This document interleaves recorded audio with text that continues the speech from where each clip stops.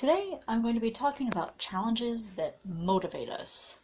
And I'll be painting these peonies on a 6x6 chunky canvas in acrylic while I do this. This is a sped up version of my little peony paintings. I've done a few of these before, and while I was painting this one, I was especially noticing that I am still challenged by painting peonies.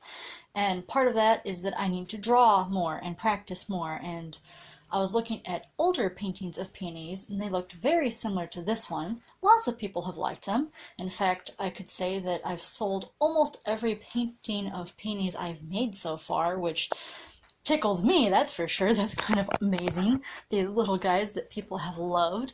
I find my flowers are almost heavy-handed and thick. I'm learning how to create the transparency of the petal, and there's so much challenge in them.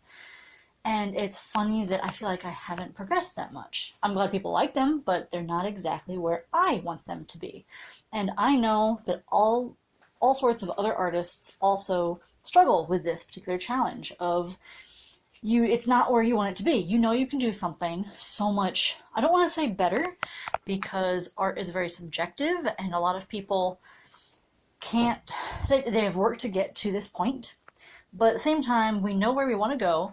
We know that we can do better in whatever sense that is for us. It's just not up to the par we know we can do.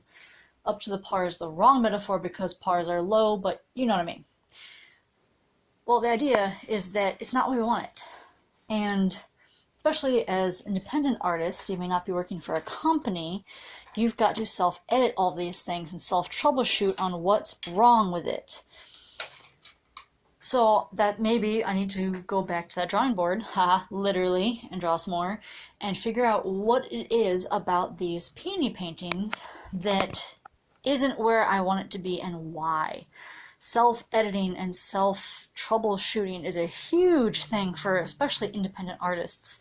Why isn't this working to where I want it to be? Whether it's good, or we could say finely rendered, like photorealistic paintings of things.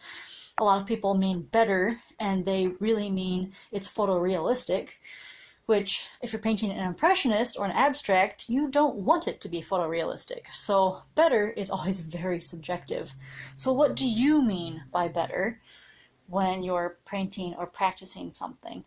And for me, I know these little guys just aren't there yet. I'm glad they are what they are, and people are liking them, and it helps support me.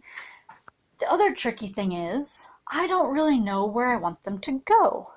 If I can't manifest it, that's a weird word, sorry. If I can't put it on the page to show myself where I want it to go, then how do I put it on the page to show myself where to go? How do I draw out where I want to be going? I can't tell where I want to be going with these. In that case, I need to go look up other artists online that have a similar style to what I'm aiming towards. Like, what am I trying to get at? What I don't know where my end goal is on why I'm dissatisfied with these. So maybe I need to go poke around at other artists and be inspired by what they have done that are not photorealistic, because that's definitely not what I'm going for. So this is a wonderful challenge, and I'm hoping for all you out there listening, painters, artists, that when you've got a challenge where something isn't like how you want it to be, that you keep going. And this is also just telling myself this exact same thing, that sometimes I get so caught up in making it be this picture in my head, even when you've got that picture in your head of what you want it to look like, which is great. That's kind of why we're artists. We have this goal in our head of what it kind of sort of should look like, and we put it on media, paper, typing, music. We can almost see the thing before it's made. Almost. Sometimes there's a process, and we have to work through that process, and that gives us results we never could have seen beforehand. And that's a really fun way of doing art too. But meanwhile, you want to go somewhere and you don't know how to get there. And it's that self-troubleshooting process that creates such a big challenge. And it's really hard. I am struggling with getting stuck. maybe I shouldn't even say the word struggle, because that makes it scary, like I'm giving up. And it's very easy to give up when you've drawn the foundation of the thing, you're kind of in the middle muddy ground, and you don't know how to proceed to where you want to go. And that's the part where you've actually got to just mess it up. You've got to screw up your painting, you've got to hurt part of it somehow, like the wrong brush stroke. You've got to start where you do know where to go from. And I'm learning from that too with a lot of paintings that I haven't finished. I like where they are, I almost like it too much, and I don't want to touch it. But at the same time, I don't know where to go to get it more finished, and I let it sit in limbo for months and months. And so I have all of these unfinished paintings because I like this one part of it that's stopping me from finishing the rest. And honestly, that's just not working. That's just not going to work for you. Let's face it, let's get some real here. That's not going to work for you as an artist. It's just not. And I have learned, well, okay, I'm in the process of learning to force myself to pick a big old paintbrush of paint and mess it up. Because I can't let that one spot that I think is perfect prevent the whole thing, because then you just don't have a painting at that point. You've got one little cool looking spot. Take a picture of it if you like it that much. You know, like what we're doing now. Figure out what it is you like about that makes it your goal. Your goal, I hope, as a, you know, for career artists or professional artists, or if you want to sell art, whatever you are in that journey, you probably have a goal of making finished pieces, not a whole bunch of really cool little spots on unfinished canvases. I mean, that could be a new art style, but I really haven't seen it out there. So we've got to just mess it up and keep going when we don't know where we're going. And that feels like a scary spot to me, because I want to know where I'm going next. And a lot of other, like, actual professional, okay, that's a horrible term to use, artists I know who are very good at what they do, they like what they're doing, and they sell, let's put it that way, those terms of success, they struggle with the exact same thing. They really do. You don't see that very often because, I mean, let's face it, social media has a lot of finished products. When you see a process or a time-lapse, speed-lapse video of something, you know, TikTok, all that, honestly, they probably have done this a lot of times before. 5 times. They've drawn this thing before a lot. It could be very similar to other things they have done. They've practiced. They know where the steps they are going. Practice is a huge invisible thing that you don't often see with the product. Makes sense, right? You don't watch hours and hours of basketball practice when you go to a game, you just see the finished result. That makes lots of sense. The other thing you don't see with all of that is messing up. You don't see the mistakes, you don't see the self-correcting, you don't see the troubleshooting.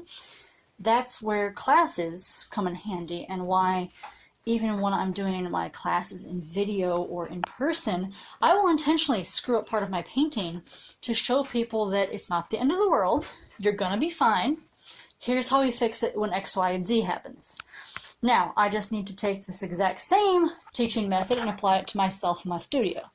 Of mess up this painting, it's not the end of the world, it's acrylic, which makes it even better for fixing those mistakes, and here's how we fix it.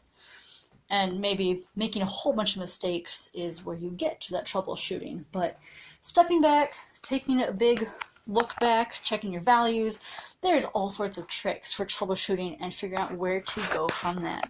So maybe that's what I need to do with these little peonies. They're fun. I know there's perspective. It's like an oval tilting in perspective, and yet I love thinking about the petals of these peonies kind of like a sphere shape, like all the petals are wrapped around a ball. A lot of flowers, I think, are kind of like that sphere shape, like they're all wrapped around this tight little ball, and so all the petals kind of follow that ball form, and then when it blooms, it kind of bends back in the other direction. And so knowing how to draw sphere shapes, see, again, a horse is a sphere, you've got a flower, you've got these peonies. So it boils down to basic shapes, And I guess I'm just struggling with these basic shapes. I need to put myself through the challenge of drawing these things. And yes, I'm working with a little bit of, what do you call them? Royalty-free stock images. Stock images here and there with peonies. It's peony season right now, so I could go get some real ones and paint them from life. We've had some pretty big storms or more rain coming down through. I mean, come on, it's early June, we're going to get that. So some of the from life peonies have taken a beating and are not up to par anymore, sadly, but that's what stock images and royalty-free images are for. Using lots of those to draw. Is it cheating? It's a tool. Don't worry about it. So I guess I'm speaking both to like art students, whether you're my art students or students of art in general, which I hope all professional artists still are. If you're out there listening, just wondering what another artist has to say about all of this. And no, you're not alone. Finding that weird middle ground and troubleshooting your way out of it, it can feel lost, and you know, it can really trigger the imposter syndrome. Like, somehow you don't know what you're doing this whole time. You were just making stuff up, and suddenly you know nothing. It definitely triggers imposter syndrome sometime. And I think that works for all the artists who also have been out there for 30 years, 20 years. The ones I've talked to feel the exact same way sometimes. And so I've learned, that's one tip I've heard that I need to implement, is to mess up your painting and go from there. Like, destroy that one precious little spot that's holding you back from everything else. Now for the peonies, if I'm not satisfied with the whole thing, back to the drawing board, literally, like I said. Back to my simple shapes, back to my rendering, back to checking what actual peonies look like, back to researching what other artists do with peonies, or even painting a different flower.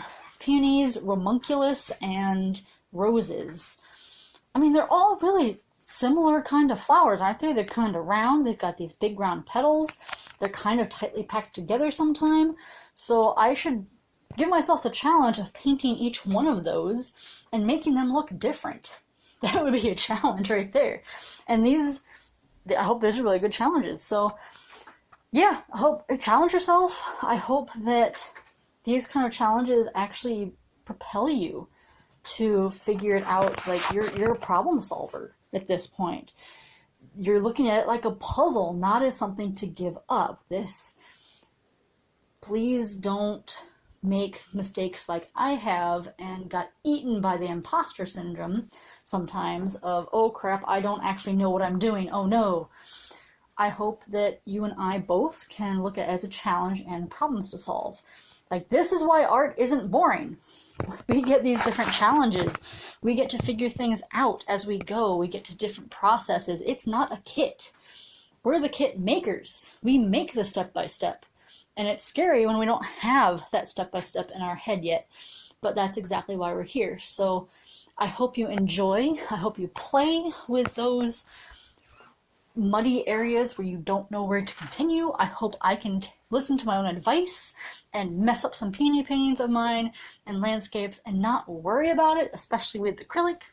Oils you can scrape off, and there's all sorts of stuff. So may this whole spiel here be about the challenge. Don't let the challenge discourage you. This is normal. This kind of challenge is normal, absolutely. May you enjoy the challenge of creating something that's never been there before and working out these little non-life-changing problems. The world's not going to end if you screw this stuff up, even over and over and over. It's okay. We can paint over it. You can start again. It's okay. And I take that to heart too. So may everyone be challenged with making really bad art once in a while.